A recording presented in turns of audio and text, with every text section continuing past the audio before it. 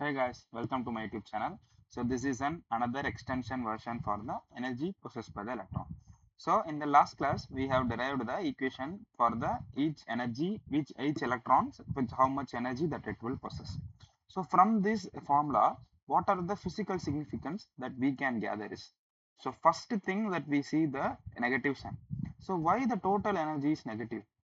So why the total energy of electron? The total energy of electron is negative. So which is nothing, which is because we have took the potential energy as negative term.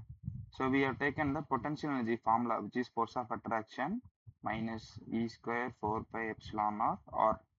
So because of this negative reference, so we have took the reference as a negative. So if we have took this reference to be positive, then we may get the energy possessed by the electron as positive quantity. But here the reference and the papers which is indicating this as negative term. So we are getting the reference as negative. So that is why the total energy is in negative term. So another one thing that what we can see is that the energy epsilon everything is constant. So we can make sure that the energy possessed by the electron is indirectly proportional to the radius of the outer orbital or the orbital at which the electron is present. So for an example, this nucleus is a reference point that we are taking. If the radius or the electron presenting shell is increasing, if the electrons present in the furthermore shell, like the presence of electron is the shell number is increasing, like the 1, 2, 3, this reference point, right? So this is increasing, the outer orbital is increasing, then what will happen is the energy of electron is increasing.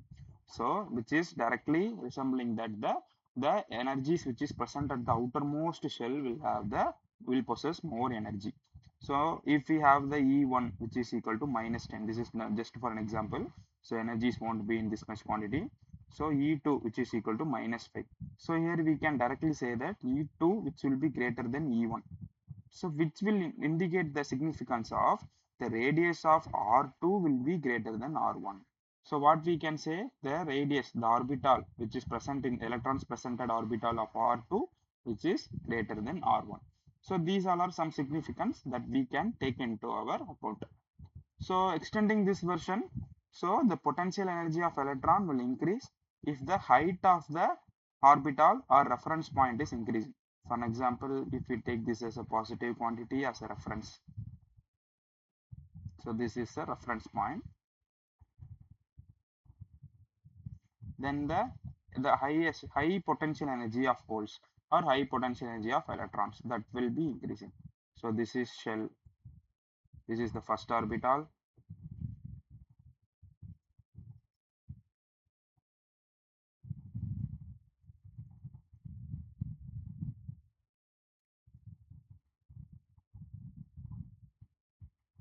this is second orbital, and this is third. If we take this as a reference point, then if there is an electron here means, then this will be having the highest potential energy. So high potential energy of electron. So another one reversal concept is there. If there is no electron, then we will call that term as a hole. So if the electron present at the highest level has more potential energy, then holes which is present at the lowest will have the more potential energy. So highest potential energy of holes will be at the lowest orbital. So this is for holes, just an opposite to that of electron. So here what we can directly say is that the energy of electron will increases if the orbital radius is increasing. So if the orbital radius is increasing. Another one term is also we can say potential energy will also increases. So this is the significance that we can come into understanding after the equation of the total energy possessed by electron. Then another one term, so I will be drawing the energy distribution diagram. So this thing you will be getting into understanding during the course of time. So for now, just to take into account that there will be two orbitals, two valence level, like energy of valence band and energy of conduction band. So this you guys already know. The outermost orbital will be called as valence band, and the current possessing band which is called as the conduction band. So this is the energy reference that we will be plotting. So which is energy, which will be in a unit of EV, not in a joule. So I will let you know why we are using EV instead of Joule. Everything we will be discussing in the series of lecture. So this is a distance. So here this is we will commonly making the reference of condension band will be with electrons and valence band will be with the holes. So here there is 2 holes present and here there is 2 electrons presenting. So the structure of electrons, valence band and condension will be slightly in this direction only. This thing also we can be studying in a later courses. This kind of a change in reference point is because of the applied voltage. So I will be letting you know why this kind of uplift and downdrift are they happening. So this energy, these electrons will have less potential energy. Why? This is comparing with this one. This will have the high potential energy. As we discussed, the height of the electrons which is presenting here is the more, which is oppositely here. So this will be less potential energy for the holes. And this will have the high potential energy of holes. Okay, this is for hole reference, this is for electrons reference. So make sure which one is presented, which orbitals.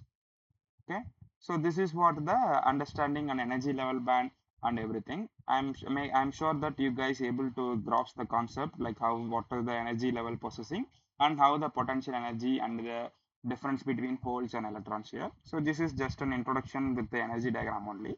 So going forward, we will be studying how the electricity, how the current movement, how the hole, how the drift velocity, which will be affecting the mobility. Everything we can discuss there. So stay tuned, like, share and subscribe the channel. Thank you guys.